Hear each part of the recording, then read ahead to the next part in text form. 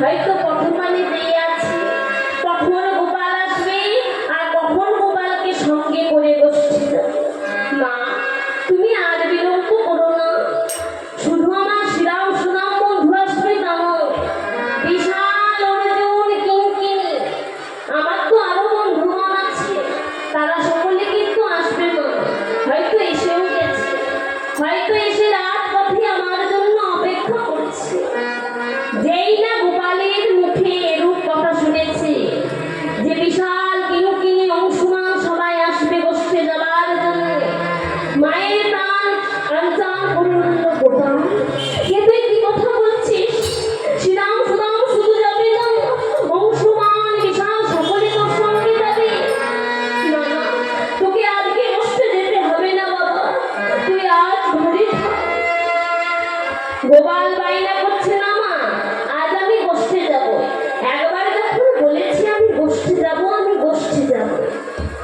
যেই না আমাকে বারবার করে বলছে আমি গোষ্ঠে যাব, গোষ্ঠে যাব, গোষ্ঠে যাব, মা আমি দিব্যজ্ঞান শূন্য হয়ে অচৈতন্য হয়ে ধুলাই যেই না অচৈতন্য হয়ে ধুলাই গড়াগড়ি যাচ্ছে, গোপাল দেখছে মাতা দশমতী আমার অজ্ঞান হয়ে পড়ে গেছে, ধুলাই গড়াগড়ি যাচ্ছে।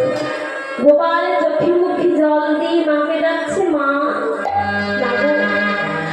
গোপালের ডাক শুনে মা উঠে বসল, কিন্তু বিরাট এক প্রান্তে দাঁড়িয়ে বিপ্রদাস ঘোষ বলছে, গোপাল তুমি যদি এত ছোট্ট বয়সে বসতে যাও, নাকি কানে ধৈর্য ধরতে পারে? বিপ্রদাস ঘোষে পারে, বসে বলে বয়সে উঠে গেলে ও প্রাণকে ধরিতে পারে মায়ে। বলিতে পারে মা।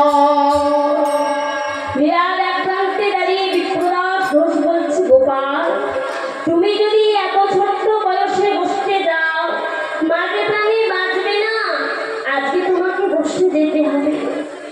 তাহলে এখানে জানতে হবে যে গোপাল আমার কত বছর বয়সে বস্তু লীলা গমন করেছে। কেউ কি বলতে পারবে যে গোপাল আমার কত বছর বয়সে বস্তু লীলা গমন করেছে? গোপাল আমার 3 বছর বয়সে বস্তু লীলা গমন করেছে। 1 বছর থেকে 10 বছর পর্যন্ত তিনি লীলা করেছেন। 11 বছর বয়সে তিনি মাথুর লীলা গমন করেছেন। তাহলে 3 বছর বয়সে যখন বস্তু লীলা করেছিলেন বাবা, তাহলে মায়ের একটু ভেবে বলুন তো, আপনার ছোট্ট 3 বছরের সন্তান যদি গোষ্ঠে যাব বলে, আপনি কি যেতে দেবেন? শুধু তো গোষ্ঠে যাবে না, সঙ্গে ধেনুর পাল যাবে। মা বলছে, না বাবা না, তুই যদি মনে যাস তুই ধেনুচারণ করবি, তুই চঞ্চল হবি, আর চঞ্চল ভবনের সঙ্গে কেমনে তুই যাবি? কি গো মা, মায়ের মন তো দেখবেন আমাদের ছোট্ট সন্তান যখন স্কুলে যায় তখন মায়েদের কত চিন্তা হয়। বন্ধুগণ যখন ডাকতে আসে, যদি যাবার ইচ্ছা না থাকে তখন সেই বন্ধুরও কিন্তু আর ভালো লাগে না যে স্কুলে যেতে। ঠিক আজকের অবস্থাও তাই হয়েছে। আজকে মা যেই বলেছে যে গোপাল গোষ্ঠে যেতে হবে না, তা গোপাল বলছে, মা গো, আমার শাখারা দাঁড়াই আছে, তারা গোষ্ঠে যাবে, আর আমি কি গোষ্ঠে না গিয়ে থাকতে পারি? তারা যদি গোষ্ঠে না যেত তাহলে আমি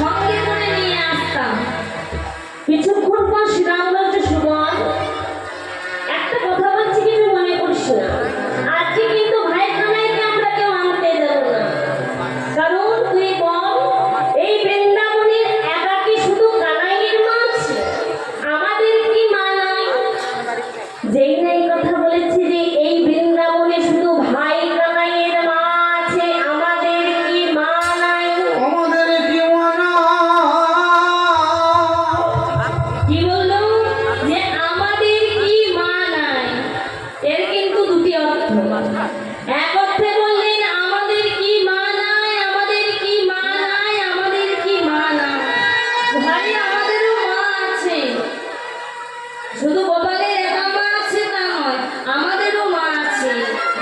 আবার এক অর্থে বললে আমাদের কি মানায়, আমাদের কি মানায়? গোপাল ছাড়া গোষ্ঠী যেতে আমাদের কি সেটা মানায়? গোপালকে না নিয়ে কি আমরা একা একা গোষ্ঠী যেতে পারি? আমাদের তো সেটা মানায় না। সুবল এক কথা বলছে, শ্রীরাম এক কথা বলছে। শ্রীরাম যখন লেগে গিয়ে বলছে এই বৃন্দাবনে ভাই কানাইয়ের একা মা আছে, আমাদের কি মানায়?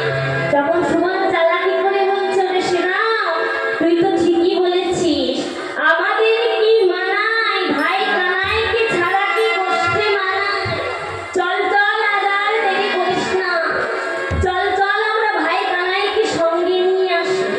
ভাই কানাইকে গৃহ হতে নিয়ে এসে আমরা সকলে মিলে গোষ্ঠী যাব। শ্রীরাম রাগান্বিত হয়ে বলছে, না না, আজকে যখন বলেছি ভাই কানাইকে আনতে যাব না, যাব না, যাব না। বলছে ভাই কানাইকে যদি আনতে না যায় তাহলে তো আরো অনেকখানি বেলা হয়ে যাবে। তাহলে তুই বল সখা, তাহলে আমরা কখন গোষ্ঠী যাব? ওই গোষ্ঠীর সময় পার হয়ে গেলে তবে কি আমরা ধেনুবর্ষ লইয়ে গোষ্ঠী যাব? শোন, আর যদি ভাই কানাই না আসে আমরা সকলে গোষ্ঠ গোচারণ করব। এই বলে শ্রীরাম কি করেছে না, ধেনুর পালের কাছে গিয়ে হই হই হই হই করেছে। ধেনুর পালের কাছে গিয়ে যখন হই হই হই হই হই হই করছে, গাভীগণ এক পাও হাঁটছে না। ধেনুবর্ষগণ যখন এক পাও হাঁটছে না, শ্রীরাম মনে মনে ভাবছে কি হল, আমি তো ধেনু চালনা করছি কিন্তু ধেনুগণ যে এক পাও হাঁটে না, তাহলে কি ভাই কানাইকে ছাড়া আমাদের গোষ্ঠী যাওয়া হবে না? গোষ্ঠী যাওয়া হবে না। দেখুন ভক্তবৃন্দ, যিনি ধেনুর রাখাল অর্থাৎ ভগবান শ্রীকৃষ্ণ, তিনি যদি ধেনু চালন না করে কাউকে সাধ্য নাই বাবা ধেনু চালন করানো। ভগবানের ইচ্ছা ছাড়া জগতের একটা গাছের পাতাও নড়ে না। কি গো ভক্তবৃন্দ, নড়ে? নড়ে না।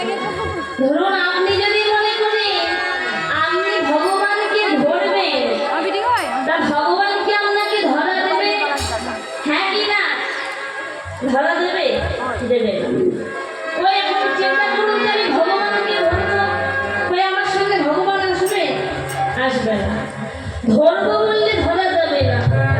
ভগবান কৃপা করে যদি ধরা দেয় তবেই ধরতে পারবে।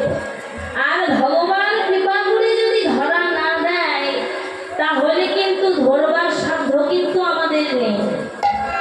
ঠিক তেমনি ভগবান হলেন ধেনু রাখাল। ভগবান যতক্ষণ না ধেনুচারণ করবেন ধেনুগণ কিন্তু এক পাও নড়বে না। আজ যখন শ্রীরাম হই হই করছে ধেনুর পালের কাছে গিয়ে ধেনুগণ এক পাও হাঁটছে না। কারণ সমস্ত রাখাল এখনো নিযুক্ত হয়নি, সমস্ত রাখাল এসে পৌঁছায়নি। যিনি ধেনুর রাখাল ভগবান শ্রীকৃষ্ণ, তিনি যখন ধেনুচারণ করেননি এক পাও ধেনুগণ যাচ্ছে না। তাই শ্রীরাম আর থাকতে পারলেন না, ধৈর্য ধরতে পারলেন না। ছুটতে ছুটতে চললেন কোথায়? ছুটতে ছুটতে চললেন নন্দ মহারাজার ভবনে। নন্দ মহারাজার ভবনে গিয়ে দেখছে মাতা যশোমতীর কোলে বসে বসে গোপাল নবনী সেবা করছে। গোপালের কাছে গিয়ে বলছে, বাবা বাবা বাবা, এখনো মায়ের কোলে বসে বসে নবনী খাচ্ছিস? তোর বলে হারিয়ে যায়। কেমন হয়েছে শোভা? ওগো শ্রীরাম যাইয়া কাজে